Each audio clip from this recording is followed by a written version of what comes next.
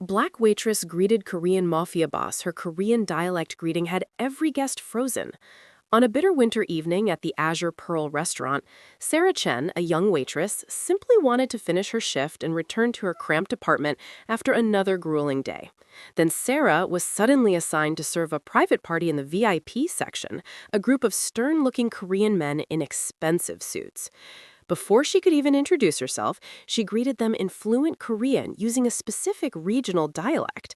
And just a few seconds later, she spoke a traditional phrase, one that made the entire room fall silent and left the man at the head of the table staring at her in complete shock.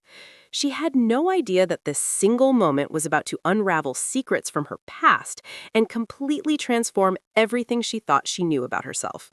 Before we continue, let us know where you're watching from and subscribe because tomorrow I've got something extra special for you. Sarah Chen had learned to make herself invisible. In the 2 years she had worked at the Azure Pearl, one of the most exclusive Korean restaurants in the city, she had perfected the art of blending into the background. She moved through the dining room like a shadow, refilling water glasses before they were empty, clearing plates before guests had fully set down their chopsticks, anticipating needs before they were spoken.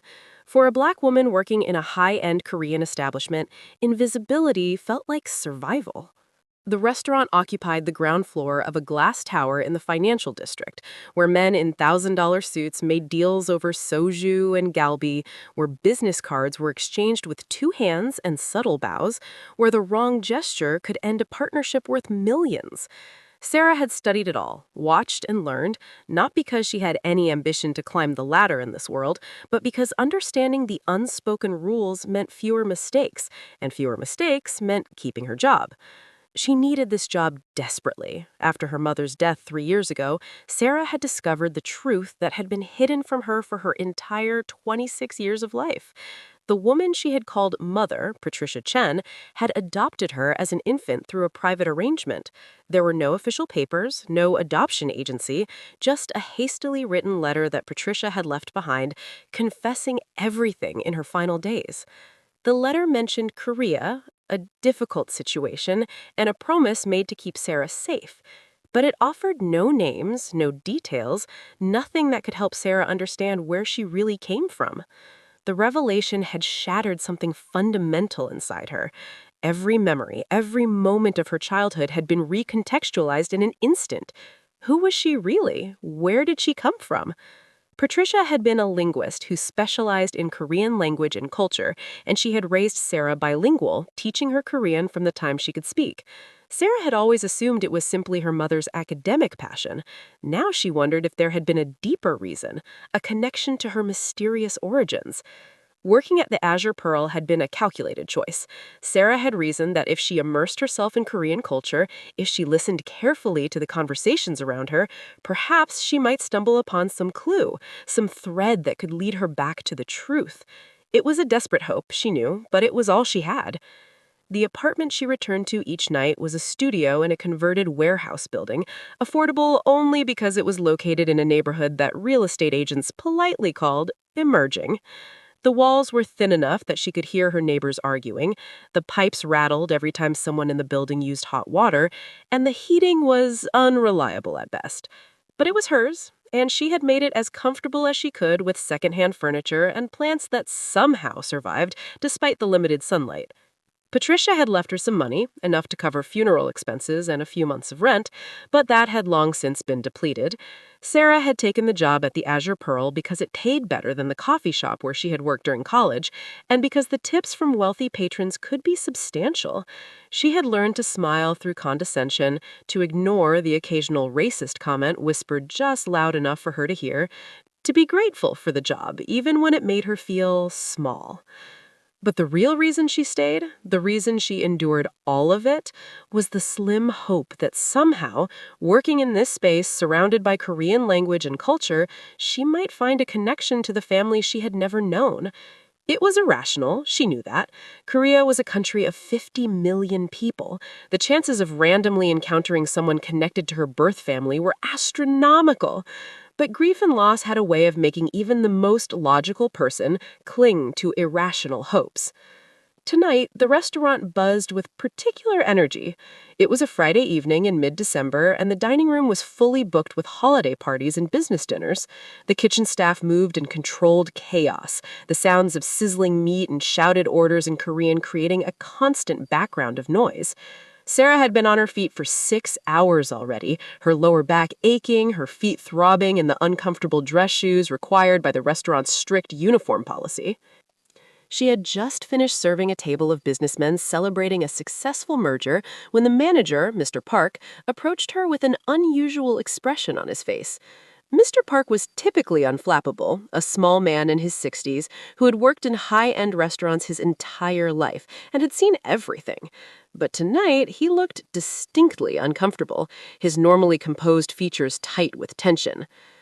"Sarah, I need you to take the Magnolia Room tonight," he said quietly, referring to the most exclusive private dining room in the restaurant.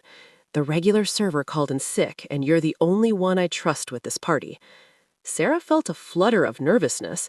The Magnolia Room was reserved for only the most important guests, and the tips could be extraordinary, but the pressure was intense. One mistake could be catastrophic. The room had its own entrance from the main corridor, soundproofed walls, and a level of privacy that suggested guests had conversations they did not want overheard. "Of course, Mr. Park. What should I know about the guests?" Mr. Park hesitated, and Sarah caught something in his expression that looked almost like fear. His eyes darted toward the corridor leading to the private rooms, then back to Sarah. "They're very important people, very private. Don't ask questions, don't make small talk unless they initiate it, and be extremely careful with protocol. Understood?" "Understood," she replied, though her curiosity was instantly piqued.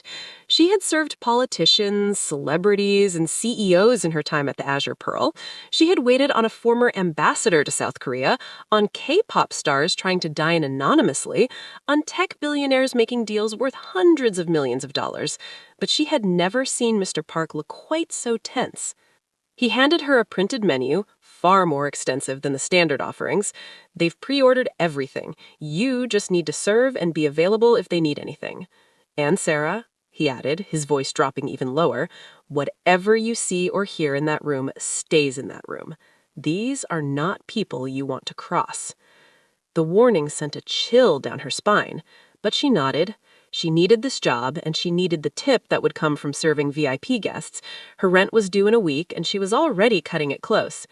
She gathered the premium glassware and the restaurant's finest pottery dishes, arranged them carefully on a serving cart, and made her way down the corridor to the Magnolia Room. The hallway was quieter here, away from the main dining room, the carpet thick enough to muffle footsteps.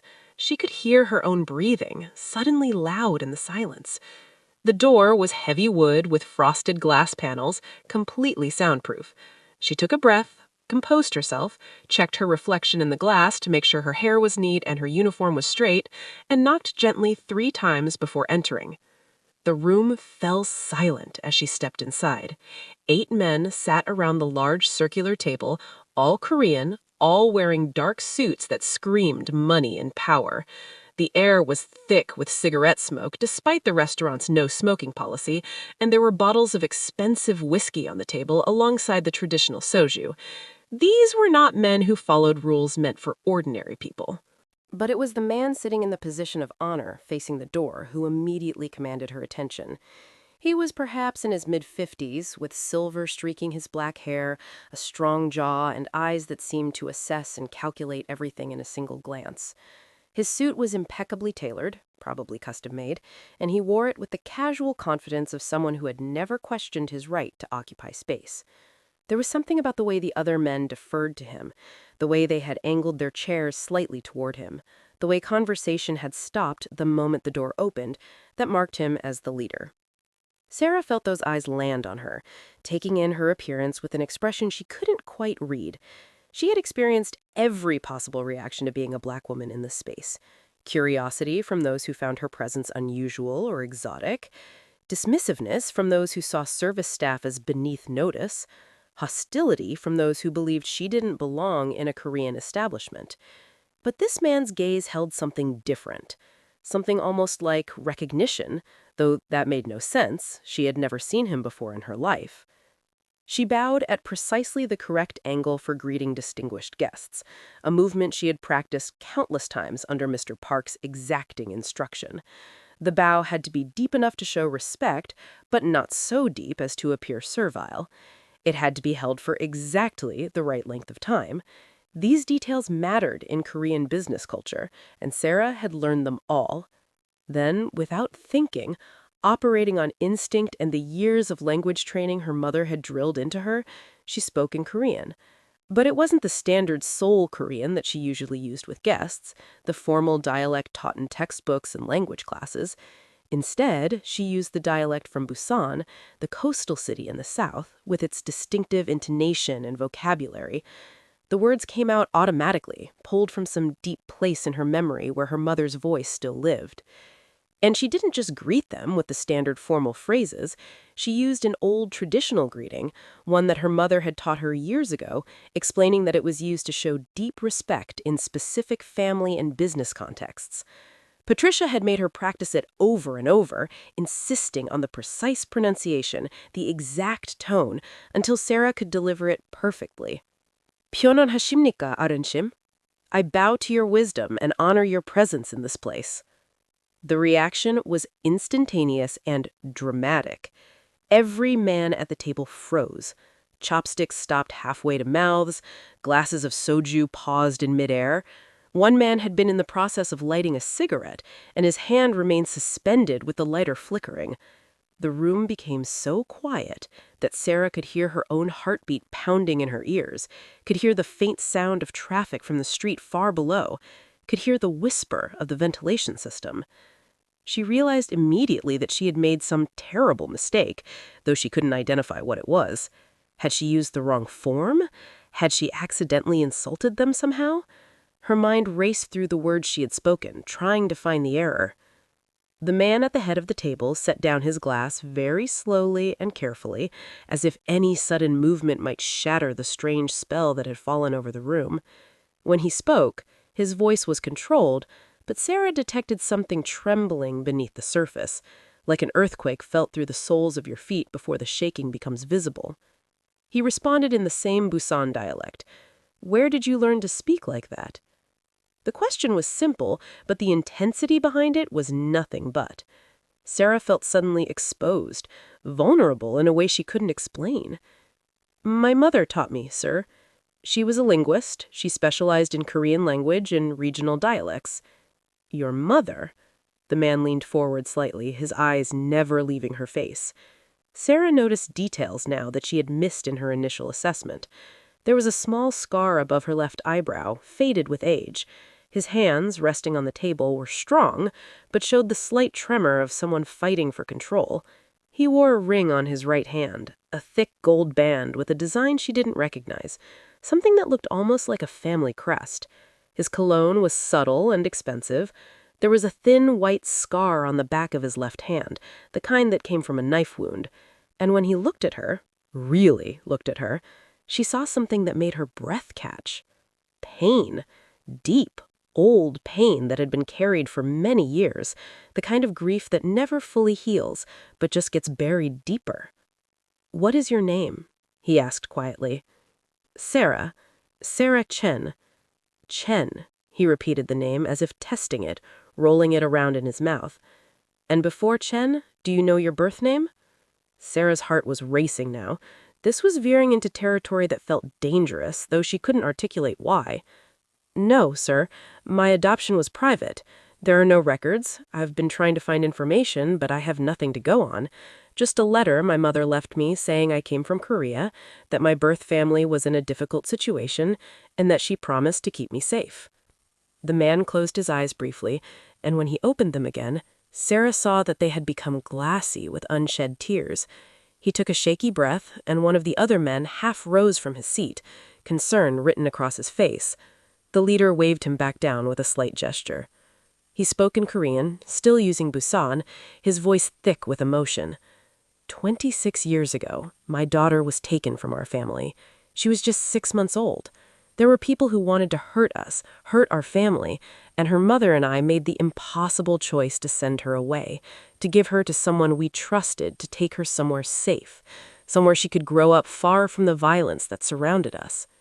Sarah gripped the edge of the chair. This couldn't be happening. This couldn't be real. We found a woman, he continued, an American linguist who had been living in Busan, studying our dialect and our culture. She was kind, she was smart, she had no family of her own, and she wanted a child desperately. And most importantly, she was about to return to America, far from Korea, far from the reach of our enemies. We asked her to take our daughter, to raise her as her own, to give her the normal life we could never provide. The room seemed to tilt around Sarah. Patricia? He was describing Patricia. We were told she would be taken to America, given a new name, a new identity. We were told we could never contact her, never try to find her, because doing so would put her in danger. The people who wanted to hurt us, they had to believe our daughter was dead. We held a funeral. We buried an empty casket. We mourned publicly while knowing our child was somewhere out there alive, growing up with a woman who had promised to love her as her own. A tear rolled down the man's cheek, and he made no move to wipe it away. And we lived, every day, wondering if she was happy, wondering if she was healthy, wondering if the woman who took her kept her promise, wondering if our daughter would ever know that she had been loved, desperately loved, even as we let her go. The man reached into his jacket with a trembling hand and pulled out a wallet. It was expensive leather, worn at the edges from years of use. From it, he extracted a small photograph, the edges soft from years of handling, the color slightly faded. He placed it on the table between them with a reverence someone might show a religious artifact. The photograph showed a young Korean woman holding a baby. The woman was beautiful, with the delicate features and sad eyes that seemed to look directly through the camera into some unbearable future. She wore a traditional hanbok in pale blue, and her hair was styled simply. But it was the baby that made Sarah's breath stop completely.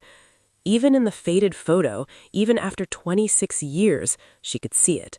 The baby had her eyes, her nose, the exact shape of her mouth. It was like looking at a photograph of herself as an infant. "My daughter's name was Mina," said the man softly, his voice breaking on the name, "Lee Mina. And I have spent every single day of the last 26 years wondering if she was alive, if she was happy, if she ever thought about us, if somewhere in her dreams she remembered her mother's voice singing to her before we had to let her go."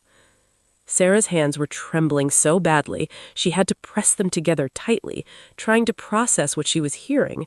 Her voice came out as barely more than a whisper. "The woman in the photo?" "My wife, Hei-jin. She died 12 years ago. Cancer." His voice roughened with pain that was clearly still fresh despite the passage of time. "She fought it for 3 years, every treatment available, but in the end, nothing helped. Her last words were about our daughter. She asked me if I thought Mina remembered her voice, if she remembered the lullaby Hei-jin used to sing to her every night before we had to let her go." Tears were streaming down Sarah's face now, and she made no attempt to wipe them away. Her voice shook as she spoke.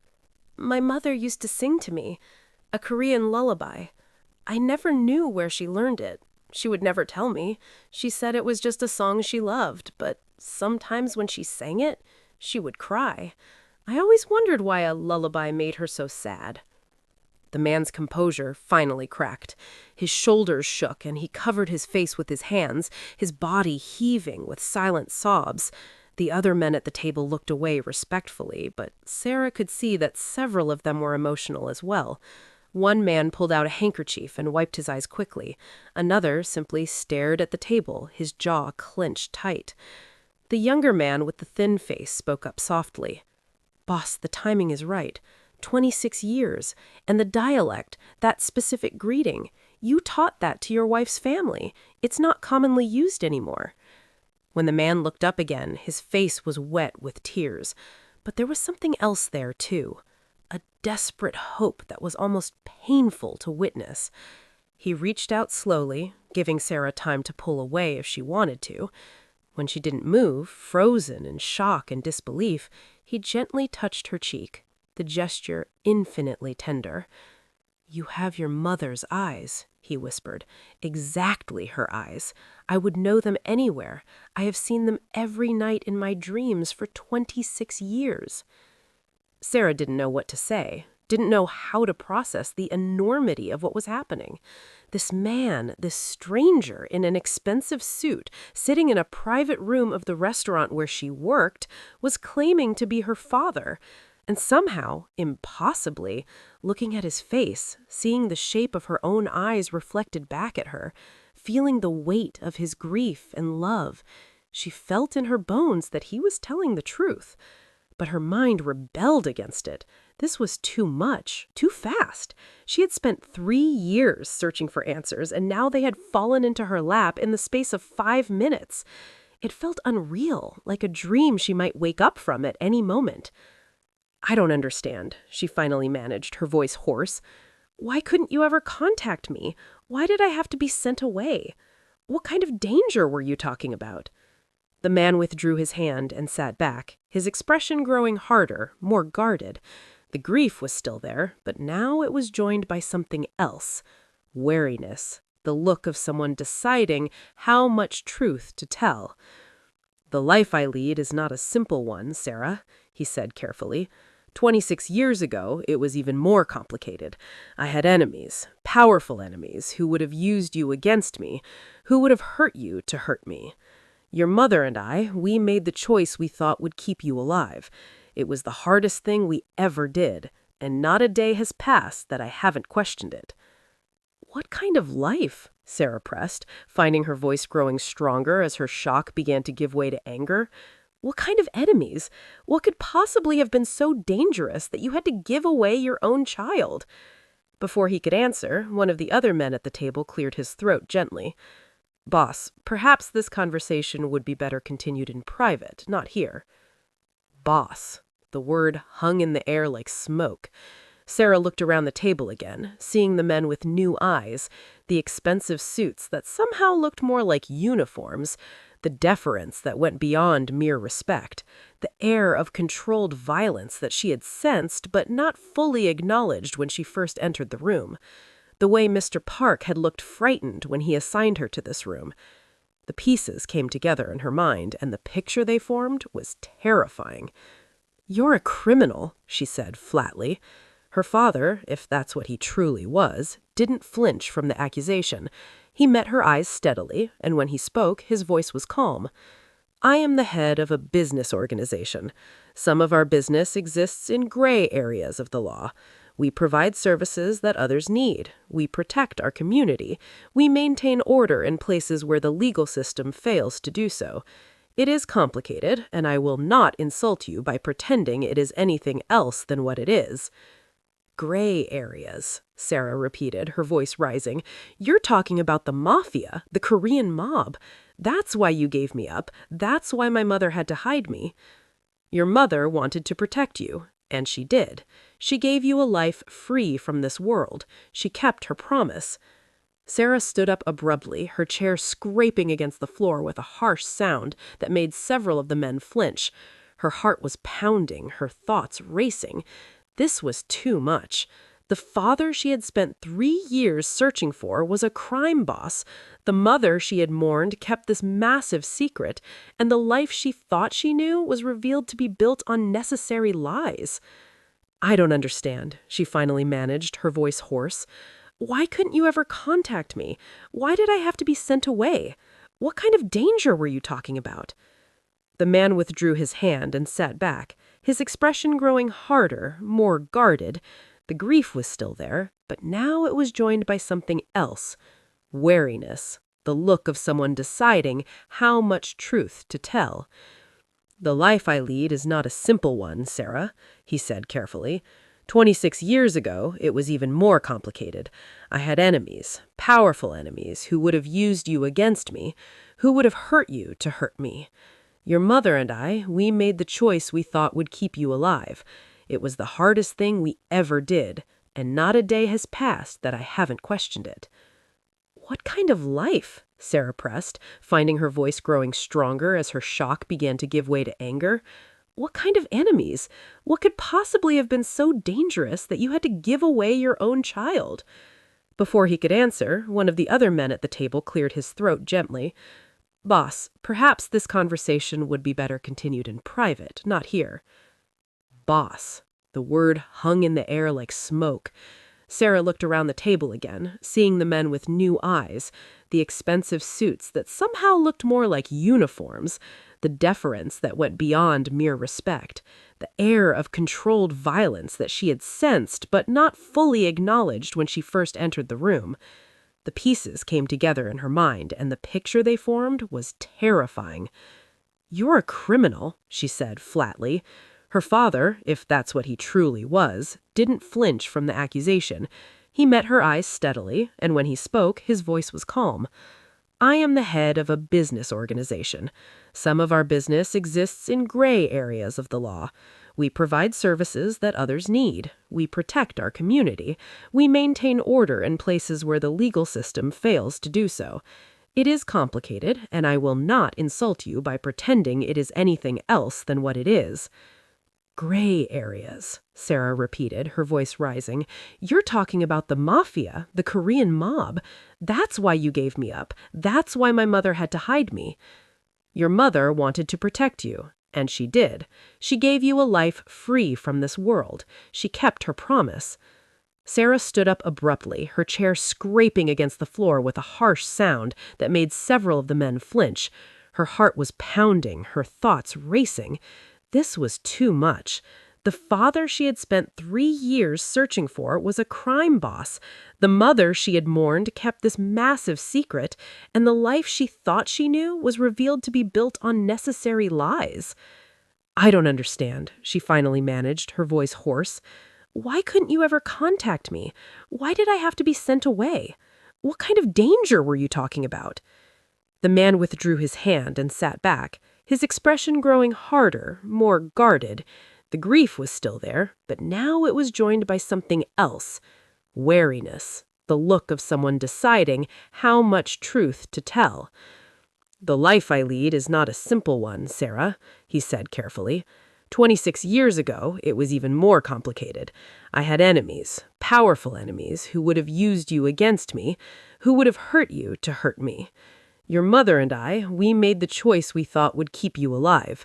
It was the hardest thing we ever did, and not a day has passed that I haven't questioned it." "What kind of life?" Sarah pressed, finding her voice growing stronger as her shock began to give way to anger. "What kind of enemies? What could possibly have been so dangerous that you had to give away your own child?" Before he could answer, one of the other men at the table cleared his throat gently. "Boss, perhaps this conversation would be better continued in private, not here."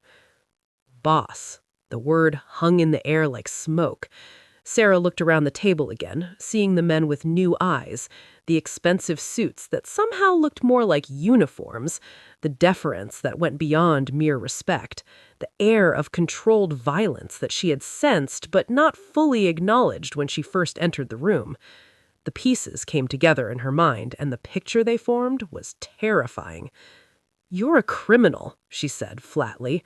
Her father, if that's what he truly was, didn't flinch from the accusation. He met her eyes steadily, and when he spoke, his voice was calm. "I am the head of a business organization. Some of our business exists in gray areas of the law. We provide services that others need. We protect our community. We maintain order in places where the legal system fails to do so. It is complicated, and I will not insult you by pretending it is anything else than what it is." "Gray areas," Sarah repeated, her voice rising. "You're talking about the Mafia, the Korean mob. That's why you gave me up. That's why my mother had to hide me." "Your mother wanted to protect you, and she did. She gave you a life free from this world. She kept her promise." Sarah stood up abruptly, her chair scraping against the floor with a harsh sound that made several of the men flinch. Her heart was pounding, her thoughts racing. This was too much. The father she had spent 3 years searching for was a crime boss. The mother she had mourned had kept this massive secret, and the life she thought she knew was revealed to be built on necessary lies. I need to think. This is too much. I can't just. She couldn't even finish the sentence. What was she supposed to say? How was she supposed to react to learning that her birth father was a criminal, that her entire existence had been shaped by organized crime? I understand, her father said, standing as well. The other men rose with him, a synchronized movement that spoke of long habit and discipline. And I will not pressure you. I have no right to pressure you. But please, before you go, take this. He pulled out a business card, expensive cardstock with embossed lettering, and wrote something on the back with a gold pen. My private number. Call me when you're ready to talk. Or don't call me at all, if that's what you decide. I have lived 26 years without you. I can live the rest of my life the same way if that is what you need. He held out the card, and after a moment's hesitation, Sarah took it. Their fingers touched briefly, and she felt a jolt of connection, of recognition. But know this, Sarah, he continued, his voice dropping to a near whisper that was somehow more intense than if he had shouted. You have been loved every single day of your life, even when we couldn't be there to show you. Your mother, Hyjin, loved you with everything she had, and it broke her heart to let you go. Patricia loved you enough to take on a burden she didn't have to carry, to raise you as her own when she could have said no. And I have loved you in absence, in silence, in the empty space where you should have been. You will continue to be loved, no matter what you choose to do with this information. Sarah took the card with shaking hands and turned toward the door. She needed to get out of this room, away from these men, away from the truth that was too big to hold. Sarah, her father called as she reached the door. She paused but didn't turn around. The lullaby your mother sang, did it go like this? And then he began to sing, his voice rough with emotion but carrying the melody clearly.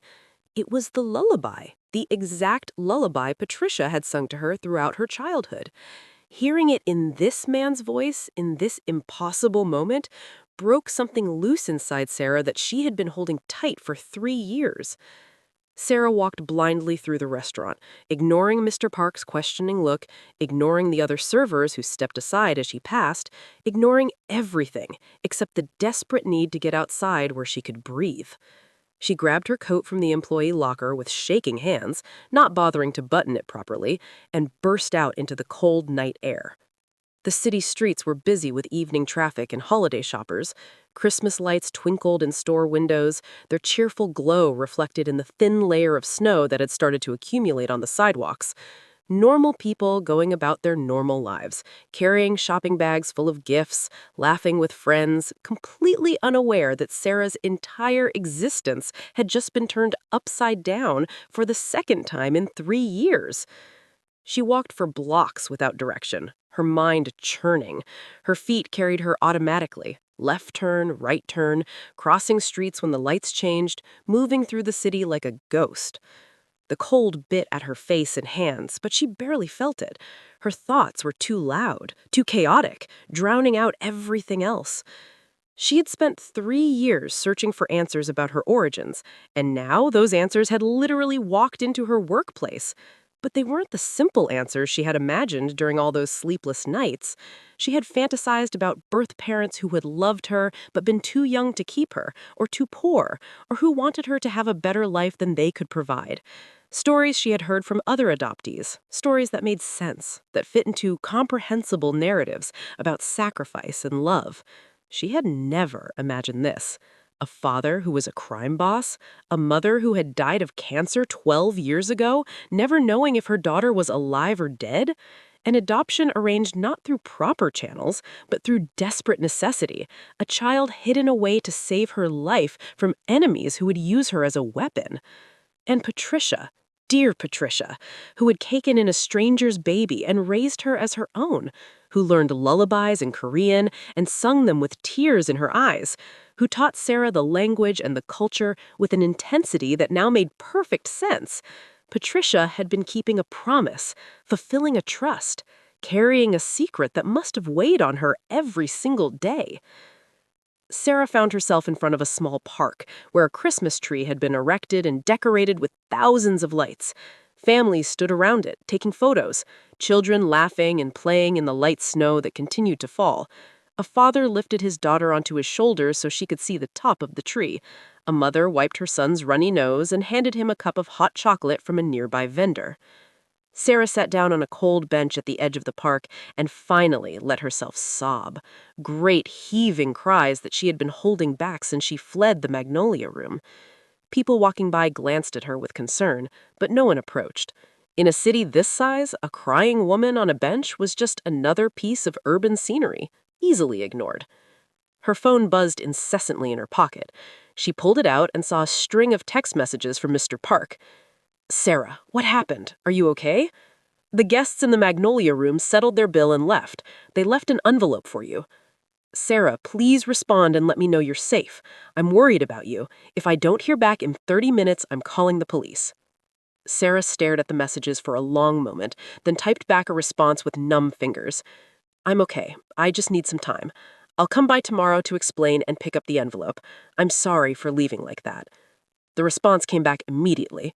"Take all the time you need. Your job is safe. But Sarah, be careful. Those men, they're not ordinary people." Sarah almost laughed at that. Not ordinary people. That was certainly one way to put it. She pulled out the business card her father had given her. In the glow of the Christmas lights, she could see his name printed on the front in both English and Korean. Lee Jae-sung, CEO, Pacific Trading Company. The address was in the most expensive part of the city. The back had his personal number written in strong, clear handwriting. Pacific Trading Company. It sounded legitimate, like something that might import goods from Asia or facilitate international business deals. But Sarah knew now that it was a front, a respectable facade for whatever her father's organization actually did. Gray areas, he had called it. Protection, services, maintaining order where the legal system failed. Pretty words for ugly business. She thought about the man's face, the way he had looked at her with such desperate hope and old pain. The photograph he had carried for 26 years, worn soft at the edges from being taken out and looked at again and again. The way he sang that lullaby, his voice breaking with emotion but carrying the melody clearly. Whatever else he was, whatever crimes he might have committed, his grief was real, his love was real. Sarah had seen enough fake emotions in her life to recognize the genuine article, and Lee Jae-sung's pain when he talked about his lost daughter was as real as the cold bench beneath her and the snow falling on her face. But did that matter? Could love excuse the life he led? Could it make up for the fact that he was involved in organized crime, that probably had blood on his hands, that the danger he protected her from was danger of his own making? Sarah didn't know. She didn't know anything anymore, except that she was freezing and exhausted and needed to go home. She stood up from the bench, brushed the snow from her coat, and started the long walk back to her apartment. The city looked different now, as if someone had adjusted the contrast or changed the lighting. The same buildings, the same streets, but everything transformed by what she now knew. Her apartment felt smaller than usual when she finally climbed the flights of stairs and let herself in. The plants on the windowsill looked wilted despite her careful attention. The second-hand couch sagged in the middle. The heating pipes rattled and clanked. This was her life. Small and humble, and entirely her own. Or at least it had been. Now she wondered if anything about her life had ever truly been her own, or if every choice, every path, had been shaped by decisions made before she could even speak. She made herself a cup of tea with shaking hands, more for something to do than because she wanted it. Then she sat on the couch and pulled out her laptop. If she was going to make any decision about what to do next, she needed more information. She needed to understand who Lee Jae-sung really was. A simple search of his name brought up surprisingly little. There were a few mentions in business articles about Pacific Rim Trading Company, always brief, always vague. The company had been operating for over 30 years, apparently specializing in importing goods from South Korea and facilitating business connections between American and Korean companies. There were no scandals, no arrests, nothing that would raise red flags. But Sarah knew how to dig deeper. Patricia had been an academic, and she had taught Sarah how to research properly, how to find information that wasn't on the surface. She searched in Korean, using different transliterations of the name. She looked at Korean news archives. She searched for the company name along with words like investigation, arrest, organized crime. And there it was, hidden in articles from Korean newspapers that had never been translated into English. References to Lee Jae-sung as a prominent businessman with alleged connections to organized crime. An investigation 15 years ago that had gone nowhere due to lack of evidence and witnesses who refused to testify. Mentions of his name in connection with other men who had been convicted of various crimes, though Lee himself had never been charged. The picture that emerged was of someone who operated just on the edge of legality, powerful enough to avoid prosecution, connected enough to maintain legitimate businesses while allegedly running other operations that existed in the shadows. He was careful, smart, and apparently untouchable. Sarah also found an old article, nearly 30 years old, about a violent incident in Busan. A bombing at a restaurant that had killed 3 people and injured dozens more. The article mentioned that Lee Jae-sung had been at the restaurant that night, but had left just before the explosion. It noted that his wife and infant daughter were believed to have been the targets, though the article was vague about why. The case had never been solved, the perpetrators never caught. She sat back, her tea forgotten and growing cold. So that was the danger. Someone had tried to kill Lee Jae-sung's family with a bomb, and instead of 3 people in the restaurant dying, it could have been his wife and baby daughter, her mother and herself. Patricia had saved her life by taking her to America, not metaphorically, not abstractly, but literally. If Sarah had stayed in Korea, she would likely be dead, killed before her first birthday by people targeting her father. The knowledge sat heavy in her chest. She owed her life to Patricia's willingness to take on a stranger's child, to Lee Jae-sung's terrible choice to give up his daughter, to her birth mother Hae-jin's sacrifice. Sarah looked at the time.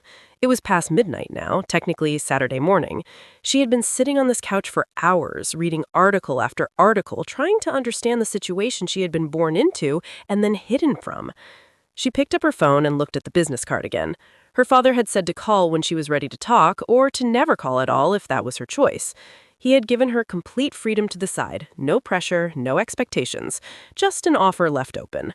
Sarah wasn't ready to call, but she also wasn't ready to walk away. She needed time to process, to think, to figure out what she wanted. She spent Saturday in a daze, moving through her apartment like a sleepwalker. She tried to distract herself with television, with books, with cleaning, but nothing held her attention. Her mind kept returning to the Magnolia Room, to Lee Jae-sung's face, to the photograph of Hae-jin holding baby Mina. On Sunday morning, Sarah finally forced herself to get dressed and make the trip back to the Azure Pearl. The restaurant was closed on Sunday mornings, but Mr. Park had texted her that he would be there doing inventory, and she could stop by to pick up the envelope the guests had left. He was waiting for her in the empty dining room, the chairs still stacked on tables from the cleaning crew the night before. He looked worried, his usually composed expression creased with concern. "Sarah, what happened on Friday night? You've never left in the middle of a shift before." Sarah sat down heavily in one of the chairs. Those men, in the Magnolia Room, who were they exactly? Mr. Park glanced around nervously, even though the restaurant was empty. Important people. The kind of people we don't ask questions about. I've been working here for 10 years, and they come in maybe once or twice a year, always the same private room, always the same level of discretion required. The man at the head of the table, Lee Jae-sung, you know who he is, don't you? Mr. Park's expression confirmed what Sarah already knew. I know it's better not to know. I know he tips extremely well and expects perfect service and absolute discretion. That's all I need to know. He's my father, Sarah said quietly. Mr. Park froze, his eyes going wide. What? I was adopted as a baby. I never knew my birth family. And on Friday night, I served my biological father without knowing it. And when I greeted him in a specific Korean dialect, he recognized something. The way I spoke, the traditional greeting I used, it was something connected to his family, to his lost daughter, to me. Mr. Park sat down slowly in the chair across from her. Sarah, I don't know what to say. This is extraordinary. It's terrifying. Sarah corrected. My whole life has been shaped by things I didn't know about. My mother, the woman who raised me, she wasn't just some random person who adopted me. She was specifically chosen to take me away from Korea, to hide me from people who wanted to hurt me because of who my father is. Mr. Park was quiet for a long moment. Then he reached into his jacket and pulled out a thick envelope. They left this for you. I haven't opened it, but it feels like there's more than just money inside. Sarah took the envelope with trembling hands. It was heavy, expensive paper sealed with red wax that had been pressed with some kind of insignia. She broke the seal and looked inside. There was cash, more cash than she had ever seen in one place. She counted it quickly. $10,000. A month's rent paid several times over. Enough to give her breathing room, enough to make decisions without the pressure of immediate financial need. But there was a letter, too, written in Korean in the same strong handwriting that had written the phone number on the business card. Sarah unfolded it and began to read. My daughter Mina, who is now Sarah, I do not have the right to call you my daughter, but I do not know what else to call you. You are the child I held for 6 months before the world forced me to let you go. You are the baby who would reach for my face with tiny hands and laugh when I sang to you. You are the daughter I have mourned for 26 years while knowing you are alive somewhere in the world. Seeing you on Friday night, hearing you speak in the dialect of your mother's family, watching you move with grace and strength, it was like seeing a ghost come to life. You have Haejin's eyes, her smile, even the way she would tilt her head when she was thinking about something. It breaks my heart and heals it at the same time. I do not expect you to forgive me for the choices I made. I do not expect you to understand a world you have been protected from. I do not expect you to want any relationship with me. But I need you to know some things, and I am writing them down because I may never have another chance to tell you. Your mother, Haejin, was the kindest person I have ever known. She grew up in a traditional family in Busan, and she was studying art history at the university when we met.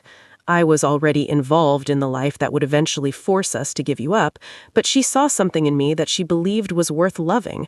She made me want to be better, to build something legitimate, to find a way out of the world I was born into. When we learned she was pregnant with you, we were both terrified and overjoyed. Terrified because we knew the danger, because we knew there were people who would use you against me. Overjoyed because you were a symbol of hope, of the possibility that we could create something pure and good despite everything else. The first 6 months of your life were the happiest time of mine. Haejin and I would take turns staying up with you at night. We would watch you discover your own hands, learn to smile, start to laugh. You were a happy baby, curious about everything, always wanting to explore. Haejin would sing to you constantly, that old lullaby from her grandmother, and you would fall asleep in her arms. Then came the night that changed everything. Someone planted a bomb in a restaurant where we were supposed to be having dinner with my associates. We were running late because you had been fussy and Haejin didn't want to leave you with a sitter. That delay saved our lives. The bomb went off while we were still at home. 3 people died, including 2 of my closest friends. I knew then that we could not keep you safe. The people who planted that bomb would try again, and next time they might succeed. Haejin and I stayed up all night, holding you, crying, trying to figure out what to do. And we realized that the only way to keep you alive was to make everyone believe you had died, to get you so far away that no one would ever find you. Patricia Chen had been living in Busan for 2 years, studying Korean dialects for her research. She had attended some lectures at the university where Haejin had studied, and they had become friends. Patricia was about to return to America, and she wanted children, but had never married. When we approached her with our desperate request, she could have said no. She could have walked away from our mess, but she didn't. She understood the danger you were in, and she agreed to take you, to raise you as her own, to give you the life we could not. The day we said goodbye to you was the day part of me died. Haejin held you for hours, memorizing your face, singing to you one last time. I made you laugh by making funny faces, and I tried to memorize the sound. Then we handed you to Patricia, watched her carry you away, and we never saw you again. We held a funeral for you 3 days later, a small casket, empty except for some of your baby clothes and toys. Haejin collapsed at the cemetery and had to be carried away. I stood there and lied to everyone who came to mourn, telling them our daughter had died in her sleep, sudden infant death syndrome, nothing anyone could have done, and I hated myself for it, even as I knew it was necessary. Haijin was never the same after that. She tried to be strong, tried to focus on the fact that you were alive and safe somewhere, but the grief ate at her. When she was diagnosed with cancer 14 years later, part of me wondered if the stress and sorrow had made her vulnerable to it. She fought hard, but in the end, she was ready to go. Her last words to me were about you. She said she hoped you were happy. She said she hoped you knew you were loved. She said she would wait for you on the other side, and when you eventually joined her, decades from now, she would finally be able to hold you again. I have lived the last 12 years alone with my grief and my guilt. I built my businesses, I maintained my power, I did what I needed to do to survive in the world I chose. But none of it has ever filled the hole that losing you and then losing Haijin created. And now you have walked back into my life, not as the baby I lost, but as a grown woman, strong and independent and capable. You survived without me. You thrived without me. Patricia kept her promise and raised you well, and I am grateful for that, even as it reminds me of everything I missed. Your first words, your first steps, your first day of school. Every birthday, every milestone, every moment of your life happened without me there to see it. I do not deserve your forgiveness. I do not deserve a place in your life, but I want you to know that you have always been loved and you have always been wanted. Not a day has passed that I did not think of you. Not a night has gone by that I did not wonder about you. The money in this envelope is yours without conditions. Take it, use it however you need. You owe me nothing. If you decide you want to meet again, to talk, to try to build some kind of relationship, my door is open. If you decide you want nothing to do with me or my world, I will understand and I will not contact you again. You are my daughter, Mina. You are also Sarah, the woman Patricia raised you to be. You get to choose who you want to be and what kind of life you want to have. I will not take that choice away from you the way so many choices were taken away when you were a baby. Whatever you decide, know that you are proud of me. Watching you work on Friday night, seeing the way you carried yourself with dignity and grace, hearing you speak my language with such fluency, it filled me with pride and sorrow in equal measure. You are everything I could have hoped for you to become. Be well, my daughter. Be happy, be safe, and know that somewhere in this city, there is a man who loves you and always will, whether you choose to acknowledge him or not. Your father, Lee Jae-sung. Sarah read the letter 3 times, tears streaming down her face. By the time she finished the 3rd reading, Mr. Park had quietly left her alone in the dining room, understanding she needed privacy. She sat there for a long time, the letter in her hands, the envelope of money on the table in front of her. Her mind was full of images she had never seen but could now imagine. A young woman singing to a baby, tears falling on the infant's face. A man making funny faces to hear his daughter laugh one last time. Patricia Chen, barely more than a stranger to this couple, agreeing to take on an enormous responsibility because she understood that a child's life was at stake. Sarah thought about the lullaby, passed from Haijin to Patricia to herself, a thread of love connecting 3 women across time and distance. She thought about Patricia teaching her Korean with such dedication, preserving that connection even when she could never explain why it mattered. She thought about Lee Jae-sung carrying a photograph for 26 years, looking at it in quiet moments, wondering if her daughter was alive. And she thought about the choice in front of her now. She could take the money, walk away, continue the life she had been building for herself. She could leave Lee Jae-sung in his world of gray areas and organized crime, keep herself separate from all of that. It would be the safe choice, the smart choice. Or she could call the number on the business card. She could try to understand the man who was her father, the world he lived in, the choices he made. She could risk opening herself up to more pain, more complications, more danger. Sarah pulled out her phone and looked at the business card one more time. Then, before she could overthink it, before fear could stop her, she dialed the number. He answered on the 2nd ring, his voice cautious. "Hello? It's Sarah," she said, her voice surprisingly steady. I read your letter. There was a long pause, and she could hear him breathing, could imagine him trying to compose himself. I'm thankful for calling. I wasn't sure you would. I'm not sure what I'm doing, Sarah admitted, but I think I need to understand. I need to know the whole story, not just pieces of it. I need to know who you really are, and I need to figure out how that fits with who I am. I can tell you anything you want to know, Lee Jae-sung said quietly. No more secrets, no more hiding. You deserve the truth, all of it, even the ugly parts. Not over the phone, Sarah said. Can we meet somewhere public, somewhere neutral? Of course, wherever you're comfortable. When? Sarah looked around the empty restaurant, at the world she had built for herself over the past 2 years, a world that had just been revealed to be much larger and more complicated than she had known. Tomorrow afternoon. There's a coffee shop near the university where Patricia used to take me. Do you know the area? I can find it. What time? 2 o'clock? I'll be there, he said, and she could hear the emotion in his voice, carefully controlled but present. Sarah, thank you. Thank you for giving me this chance. Don't thank me yet, Sarah said. I don't know what I'm going to decide. I just know I need more information before I can make any choice. That's fair. That's more than fair. I'll see you tomorrow. Sarah ended the call and sat in the silence of the restaurant. She had just agreed to meet her biological father, a man who ran a criminal organization, a man who had given her up as a baby to save her life. She had no idea what would come from this meeting, what kind of relationship, if any, they could possibly build. But she knew one thing with absolute certainty. She needed to understand her own story, all of it, even the parts that were frightening or morally complicated.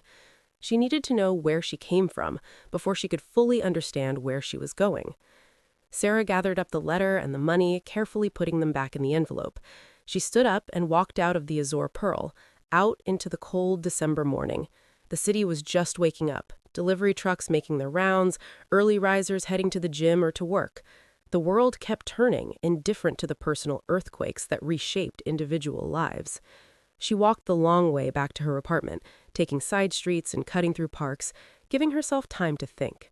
The snow from Friday night had mostly melted, leaving the streets wet and gray. Christmas decorations still hung in windows, but they seemed less magical now, just colored lights and tinsel that would be taken down in a few weeks and stored away for another year. When Sarah finally got home, she took out a box from the back of her closet. It was where she kept the few things Patricia had left her. The letter revealing the adoption, some photographs from Sarah's childhood, Patricia's favorite books, a necklace Patricia had always worn, and at the bottom, wrapped in tissue paper, a small stuffed rabbit that Patricia had told Sarah was the first toy she ever had as a baby. Sarah unwrapped it carefully and looked at it with new eyes. This rabbit had been bought by Lee Jae-sung or Hai-jin. This rabbit had been in their home in Busan. Baby Mina had held this rabbit before she became Sarah Chen. She held the worn toy against her chest and let herself cry one more time for everything that had been lost.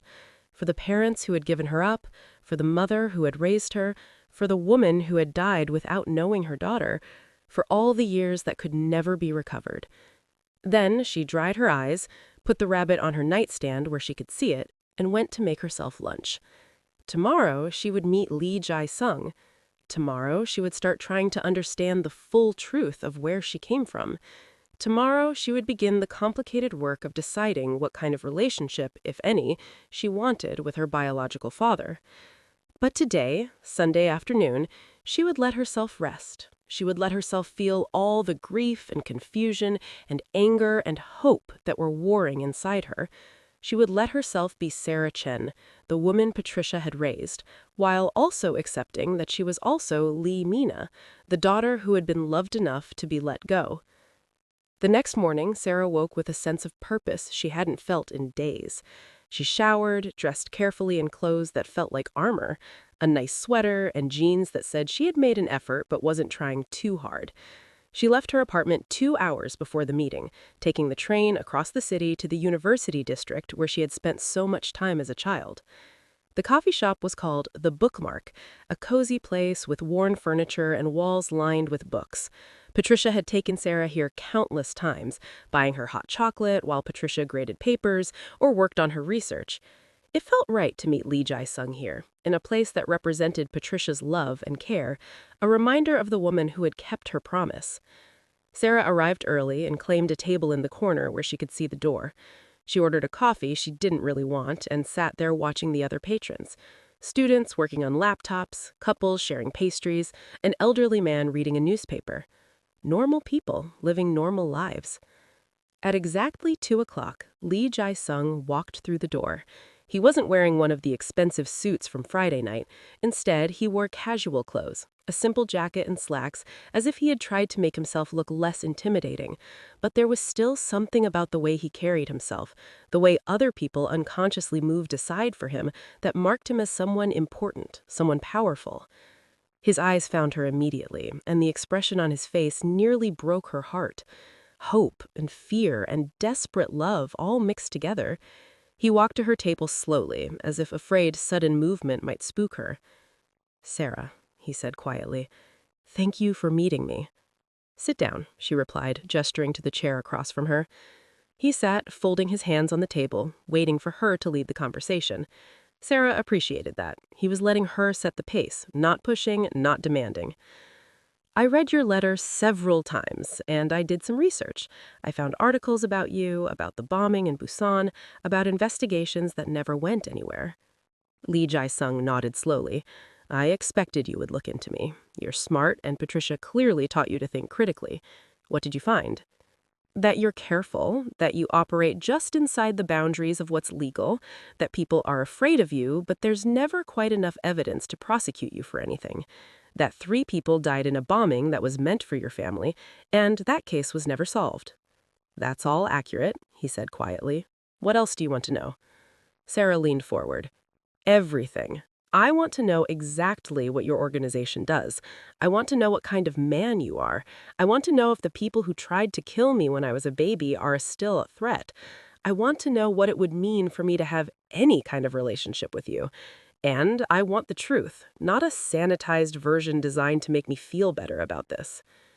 Lee Jae-sung was quiet for a long moment, his expression thoughtful. Then he began to speak, his voice low enough that only Sarah could hear. "My organization started 3 generations ago, when my grandfather came to Korea after years working in Japan. He built a network to help Korean workers who were being exploited, who had no legal recourse, who needed protection from employers and criminals who saw them as easy targets. Over time, that network grew and evolved. We moved into other areas, providing services that people needed but couldn't get legally." "Like what?" Sarah pressed. "Loans for people who couldn't get bank financing, protection for small business owners being extorted by street gangs, help for immigrants navigating a system that was designed to keep them out, and yes, some things that were more clearly illegal. Gambling, eventually some control over certain import businesses, influence in local politics." "So you're criminals who justify it by saying you help people?" Lee Jae-sung met her eyes steadily. "We are people who operate in the spaces where the legal system fails. I won't pretend it's noble, I won't claim we're heroes, but I will say that the communities we work in are safer and more stable because we exist. The people we protect have options they wouldn't otherwise have." "And the people you hurt? The people who cross you?" "We enforce the rules of our world, with violence when necessary, though I have always believed violence should be a last resort. I will not lie to you, Sarah. I have hurt people. I have ordered things done that I am not proud of. I have made choices that haunt me. But I have also protected thousands of people over the years, helped them build lives and businesses, kept them safe from predators worse than me." Sarah sat back, processing this. It was more honest than she had expected, and somehow that made it harder, not easier. A clear villain would be simple to reject. This complex reality was much more difficult to navigate. "The people who planted the bomb, are they still a threat?" Lee Jae-sung shook his head. "They were dealt with years ago, not by me directly, but by others who had their own grievances. The world I live in is violent, but it's also structured. There are rules, territories, agreements. The people who tried to kill my family violated those rules, and they paid for it.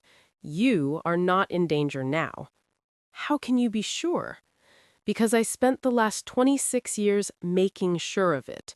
he said with quiet intensity, because I built my power specifically to ensure that what happened to my family could never happen again.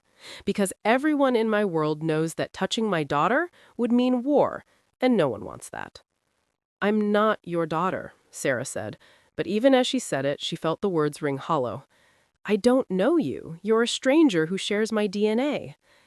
You're right, Lee Jae-sung said. I haven't earned the right to call you my daughter, but I would like the chance to try. Not to replace Patricia, not to undo the past, but to build something new, if you'll let me. Sarah looked at this man, really looked at him. She could see traces of herself in his face, the shape of his eyes, which she now knew came from Hae-jin, but which he shared, the stubborn set of his jaw, the way his hands moved when he talked. This was her father, for better or worse, and she could spend the rest of her life running from that truth, or she could try to understand it. I don't know if I can be part of your world, Sarah said honestly. I don't know if I can accept what you do, even if I understand why you do it.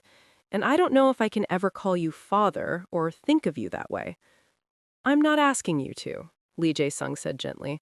I'm just asking for a chance to know you, to talk sometimes, to maybe, over time, build something real between us, whatever that looks like, whatever you're comfortable with.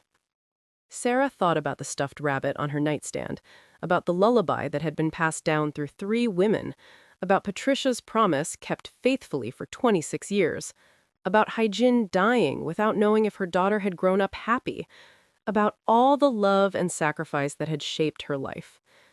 Okay, Sarah said finally, we can try. Slowly, carefully, but I need you to understand something.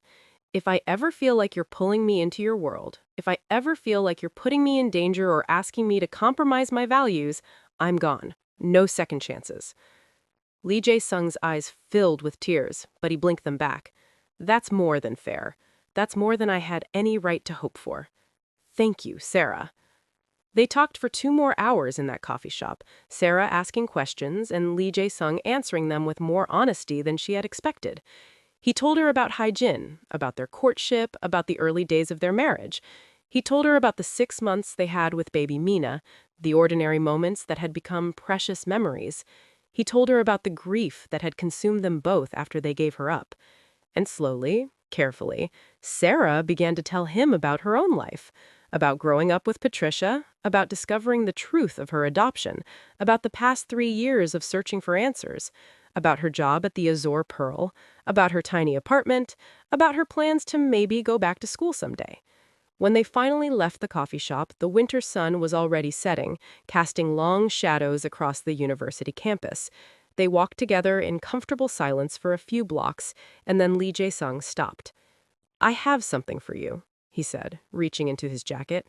He pulled out a small box, worn with age. This was your mother's. Hae-jin wanted you to have it when you were old enough. I've been keeping it safe, hoping that someday I would be able to give it to you. Sarah opened the box with trembling hands. Inside was a delicate silver bracelet engraved with Korean characters. It says, "Beloved Daughter," Lee Jae-sung explained. Hae-jin wore it every day until the night we gave you to Patricia. Then she put it away, saying she would save it for you. She wanted you to know that no matter where you were, no matter how much time passed, you were always her beloved daughter.